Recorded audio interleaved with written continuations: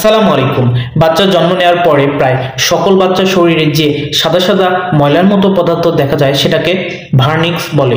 Wernicke's নামের পদার্থটি প্রায় সকল বাচ্চার শরীরেই দেখা যায়। কোনো কোনো বাচ্চা শরীরে এত ভার্নিক্স নিয়ে জন্মগ্রহণ করে, আবার কোনো কোনো বাচ্চা একেবারে পরিষ্কার থাকে। এই ভার্নিক্সটা সম্পর্কে অনেকেই অবগত নয়। বাচ্চাকে মুছে যখন অভিভাবকদের কাছে দেয়া হয় তখন শরীরে ভার্নিক্স থাকলে তারা ভাবেন বাচ্চাকে ক্লিন করা হয়নি বা নিজেরাই মুছতে বসে যায়। সৃষ্টির সবকিছুর পিছনে গভীর রহস্য লুকায়িত আছে।